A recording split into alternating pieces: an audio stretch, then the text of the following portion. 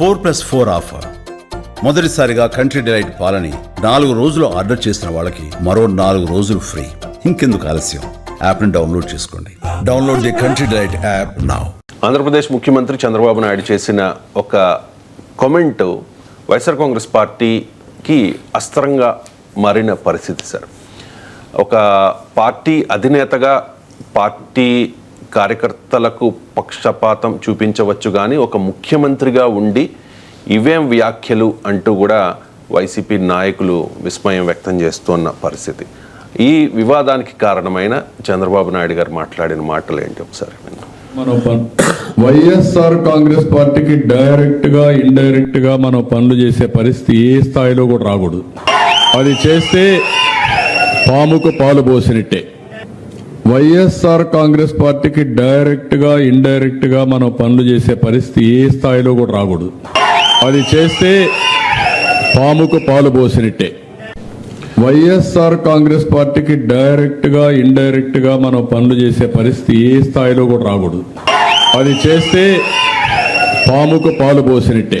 So చంద్రబాబుది రాజ్యాంగ ద్రోహం అంటూ సాక్షిలో పెద్ద కథనం సార్. చంద్రబాబు చేసిన పదవీ స్వీకరణ ప్రమాణం ఏమిటంటే, ఆంధ్రప్రదేశ్ ముఖ్యమంత్రిగా భయం కానీ పక్షపాతం కానీ రాగద్వేషాలు కానీ లేకుండా రాజ్యాంగాన్ని శాసనాలను అనుసరించి ప్రజలందరికీ న్యాయం చేకూరుస్తానని దైవసాక్షిగా ప్రమాణం చేస్తున్నాను అని చంద్రబాబు నాయుడు ప్రమాణం చేశారు. ఆయనతో ఆ విధంగా పదవీ స్వీకార ప్రమాణాన్ని గవర్నర్ చేయించిన తర్వాతే సీఎంగా బాధ్యతలు స్వీకరించారు అని చెప్పి ఏ ముఖ్యమంత్రినైనా. మళ్ళీ మీ ప్రశ్నలో ఏముంది, పక్షపాతంతో తన పార్టీ వారు చేయడం ఓకే కానీ అని వైసీపీ అంటున్నారు అని అన్నారు. ఒక పార్టీ అధినేతగా అంటే ఒక పార్టీ అధినేత వేరు, ముఖ్యమంత్రి వేరు. మరి మరి పార్టీ అధినేతగా ఎట్లాగో వాళ్ళ పార్టీ వాళ్ళ పక్షపాతం అని చర్చ రాదు కదా. ఒక పార్టీ అధినేత వాళ్ళ పార్టీకి చేయడం పక్షపాతం అని చర్చ ఎందుకు వస్తుంది?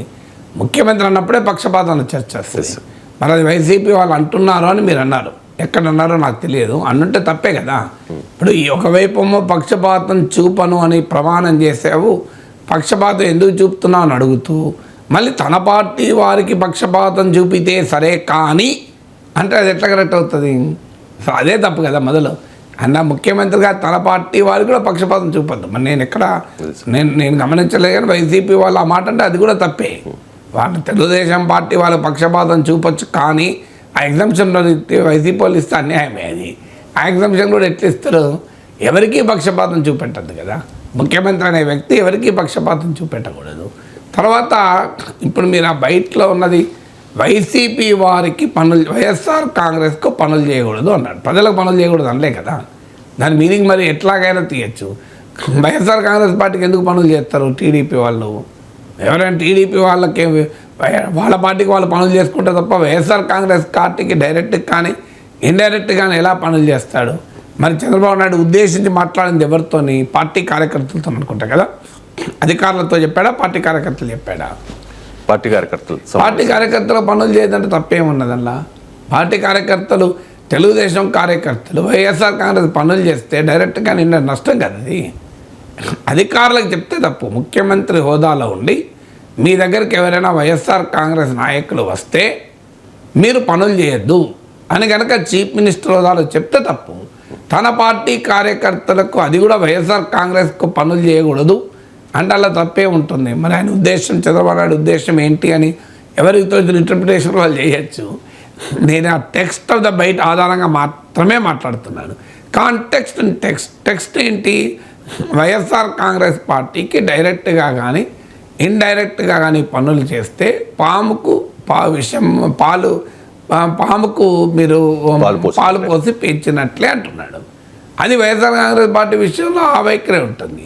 సమస్య ఎక్కడ వస్తుంది? వైఎస్ఆర్ కాంగ్రెస్ పార్టీ వారు ప్రజలకు సంబంధించిన పనులు కనుక తీసుకొని అధికారుల దగ్గరికి వచ్చినప్పుడు ఆ పనులు న్యాయమైనవైనప్పుడు అవి చేయాలా వద్దా? వైఎస్ఆర్ కాంగ్రెస్ పార్టీ ఎమ్మెల్యేలు కూడా ఉన్నారు, 11 మంది ఎంపీలు ఉన్నారు, ఎమ్మెల్సీలు ఉన్నారు, ఇతర రకాల ప్రజాప్రతినిధులు ఉంటారు. ఎవరు లేకపోయినా ఒక రాజకీయ పార్టీ కార్యకర్తలుగా ఓ పనులు తీసుకొని వచ్చినప్పుడు అది వైఎస్ఆర్ కాంగ్రెస్ పార్టీ వాళ్ళు తీసుకొచ్చారు కనుక దాన్ని చేయకూడదు అని కనుక ముఖ్యమంత్రి ఉద్యోగులకు ఆదేశాలు ఇస్తే అది ఖచ్చితంగా రాజ్యాంగ విరుద్ధమే. ఎందుకంటే చెయ్యాలా వద్దా అనే దానికి ఆ పని అవసరం ఏంటి, ఆ పని చేయడం న్యాయమా కాదా ఉంటుంది తప్ప ఆ పనికి చేయడం న్యాయము అనుకున్నప్పుడు చేయాలి, న్యాయం కాదు అనుకున్నప్పుడు చేయకూడదు. కానీ ఆ పని టీడీపీ వాళ్ళు పట్టుకొచ్చారా, వైసీపీ వాళ్ళు పట్టుకొచ్చారా, డెమోక్రసీలో నేను అర్థం చేసుకోగలుగుతాను. అధికార పార్టీ, అధికార కూటమి వారికి ఉద్యోగులు ఎక్కువగా వింటారు. కానీ చాలా ఉదాహరణలు ఉన్నాయి. ప్రతిపక్ష ఎమ్మెల్యేలు కూడా తన నియోజకవర్గానికి అధికార పార్టీ ఎమ్మెల్యేల కన్నా ఎక్కువ పనులు చేసుకున్న వాళ్ళు చాలామంది ఉన్నారు ఉదాహరణలు. సో ఎందుకున్నారు, ఉంటారు. ఎందుకు అంటే అది నీ పర్సువేషన్ పైన ఆధారపడి ఉంటుంది. నేను నా అనుభవమే చెప్తాను. నేను ఎమ్మెల్సీ అయ్యేదాకా రంగారెడ్డి జిల్లా, ఆనాటి ఉమ్మడి రంగారెడ్డి జిల్లాలో ఒక్క ప్రభుత్వ డిగ్రీ కాలేజ్ ఒక్కటంటే ఒక్కటి. మీకు అంతకుముందు మరి రూలింగ్ పార్టీ లేవా, వాళ్ళకి ఎమ్మెల్యే లేరా, వాళ్ళ మంత్రులు లేరా? బోలెడు మంది మంత్రులు ఉన్నారు, తెలుగుదేశంలో ఉన్నారు, కాంగ్రెస్లో ఉన్నారు. మరి ఎందుకు రాలేదు రంగారెడ్డి జిల్లాకు? 160 ఇంజనీరింగ్ కాలేజీలు ఉంటాయి రంగారెడ్డి జిల్లాలో. ఎందుకంటే ఇంజనీరింగ్ కాలేజీలన్నీ హైదరాబాద్లో పెట్టాల్సిందంటే రంగారెడ్డి జిల్లా పరిధిలో పెట్టాడు. కానీ not a single government degree college ఒక రంగారెడ్డి జిల్లా ఏర్పడినని చెప్పడానికి. నేను ఎమ్మెల్సీగా ప్రచారంలోకి వెళ్ళాక ప్రజలు నాకు చెప్పారు. ఇది నాకు చాలా అన్యాయం అనిపించింది. ఎక్కడో తాండూరులో ఉన్న ఒక పేద బిడ్డ ప్రైవేట్ డిగ్రీ కాలేజీలో ఫీజులు కట్టి చదివించుకునే కెపాసిటీ లేకపోతే హైదరాబాద్కి వచ్చి గవర్నమెంట్ డిగ్రీ కాలేజ్ చదివేవాళ్ళు. నేను కళ్ళారా చూశాను. ఎన్నికల ప్రచారానికి వెళ్ళినప్పుడు నాతో పాటు వాళ్ళు బస్సులో రాంగా చూశాను. నేను నాతో ఎక్కడికి వస్తున్నా అంటే, సార్ మా కాలేజీకి వస్తున్నా, లేదా మా కాలేజ్ అయిపోయి పోతున్నా.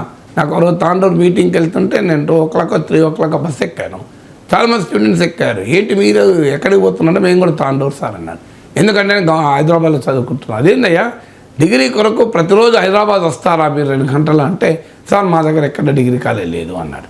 నాకు చాలా బాధేసి ఎన్నికల్లో హామీ ఇచ్చాను. ఇచ్చి కౌన్సిల్లో నేను రిజైన్ చేస్తాను, లేకపోతే మీరు కనుక డిగ్రీ కాలేజ్ పెట్టకపోతే గొడవ చేస్తే అప్పుడు ప్రభుత్వం 1/2 గంటలో స్పందించింది. గవర్నమెంట్ డిగ్రీ కాలేజ్ పెడుతూ ఆర్డర్స్ ఇష్యూ చేశారు. అప్పటి వరకు అసలు ఆంధ్రప్రదేశ్లో గవర్నమెంట్ డిగ్రీ కాలేజీలు పెట్టకూడదని ఒక విధానం ఉండే. కొన్నేళ్ల వరకు గవర్నమెంట్ డిగ్రీలో ఒక్కటి పెట్టలేదు. నేను అన్నాను, అప్పుడు మీరు ఇడుపులపాయల్లో IIIT పెట్టుకోవడానికి మీకు మనసు ఒప్పింది, కానీ మా రంగారెడ్డి జిల్లాలో ఒప్పలేదా అని చెప్పి రాజశేఖర రెడ్డి ప్రభుత్వం నిలదీసి నేను వెళ్ళి రిజైన్ చేసి సర్వేపల్లి రాధాకృష్ణ విగ్రహం ముందు ట్యాంక్ బండ్ ముందు నిరాదీక్ష కూర్చుంటా. నా నియోజకవర్గంలోని ఒక జిల్లాకు ఒక డిగ్రీ కాలేజ్ తేనప్పుడు నేను ఎమ్మెల్సీగా ఉండే లాభం ఏంటి అని చాలా సీరియస్గా రియాక్ట్ అయితే మొత్తం రాష్ట్ర శాసన మండలంతో ఆశ్చర్యపోయింది. ఎవరు ఊహించలేదు అంత దారుణమా రంగారెడ్డి జిల్లాకు ఒక కాలేజీ లేదా అని. తర్వాత ఒక్కటి కాదు 4 కాలేజీలు వచ్చాయి. మీకు 4 కాలేజీ చేవల్లో వచ్చాయి, ఇబ్రహీంపట్నంలో వచ్చింది, తాండూరులో వచ్చింది. అంటే నేను ఇది ఎందుకు నేనే అధికార పార్టీ సభ్యుని కాదు కదా. అందువల్ల చాలా సందర్భాల్లో మన పర్సువేషన్ బట్టి ఉంటుంది. మనం గట్టిగా నిలబడి పోరాడితే, ఎందుకంటే వ్యవస్థ చాలా పెద్దది, అంత కంట్రోల్ ఉండదు. అందువల్ల ప్రతిపక్ష ఎమ్మెల్యేలు అనేక మంది తమ నియోజకవర్గానికి అధికారంలో ఉన్నా లేకపోయినా బ్రహ్మాండంగా చేసుకున్న వాళ్ళు చాలామంది ఉన్నారు. అధికారంతో సంబంధమే లేదు, అధికారం ఉండి కూడా చేయని వాళ్ళు ఉన్నారు. అందువల్ల ఇటు అటు ఉంటారు. కానీ జనరల్గా అధికార పార్టీ కాస్త అనుకూలంగా వ్యవస్థ ఉంటుంది కాదని, ఎందుకంటే వాళ్ళ మినిస్టర్లు ఉంటారు, వాళ్ళ పలుకుబడి ఉంటుంది కనుక. కానీ ప్రతిపక్ష పార్టీ ప్రజాప్రతినిధులు కానీ ఈవెన్ ప్రజాప్రతినిధులు లేకపోయినా ప్రజలుగా వాళ్ళు వస్తారు. ఇప్పుడు కమ్యూనిస్ట్ పార్టీలు ఉన్నాయి, వాళ్ళకి ఎవరు ఎమ్మెల్యే లేరు. కమ్యూనిస్ట్ పార్టీ ఒక నాయకులు పోయి మంత్రి గారికో ముఖ్యమంత్రి గారికో రిప్రజెంటేషన్ ఇచ్చి ఇంకా పలానా సమస్య ఉంది, అది జనైన సమస్య అన్నప్పుడు దాన్ని చేయకూడదా? వాళ్ళకి అధికారం లేదు, వాళ్ళు ప్రతిపక్షం లేరు, వాళ్ళ అసెంబ్లీలో లేరు, వాళ్ళ ఎమ్మెల్యే లేరు అని అడగలమా? అందువల్ల చంద్రబాబు నాయుడు ఉద్దేశము ఇది అని నేనేమి మాటలకు రకరకాల అర్థాలు తీయలేను. కానీ పొజిషన్ ఏంటంటే వైఎస్ఆర్ కాంగ్రెస్ అనే పార్టీకి పనులు చేయడం అనేది తెలుగుదేశం చేయాల్సిన అవసరం ఆ పార్టీకి లేదు. కానీ ఆంధ్రప్రదేశ్ ముఖ్యమంత్రిగా వైఎస్ఆర్ కాంగ్రెస్ పార్టీ ప్రజాప్రతినిధులు కానీ నాయకులు కానీ కార్యకర్తలు కానీ ఏదైనా ప్రజలకు సంబంధించిన పనులు అధికారుల ముందుకు మినిస్టర్ల ముందుకు తీసుకొస్తే ఆ పనులు చేయడం ప్రజలకు మేలు జరుగుతుంది అనుకున్నప్పుడు దాన్ని ఆ పార్టీ తెచ్చింది కదా అని ఆపడం మాత్రం కరెక్ట్ కాదు. అలా చేస్తే ఖచ్చితంగా అది రాజ్యాంగ విరుద్ధమవుతుంది. ఎలా చేస్తారు, ఎలా అన్నారు అనేది ఆ మాటలకు నేనేమి రకరకాల అర్థాలు తీయలేను.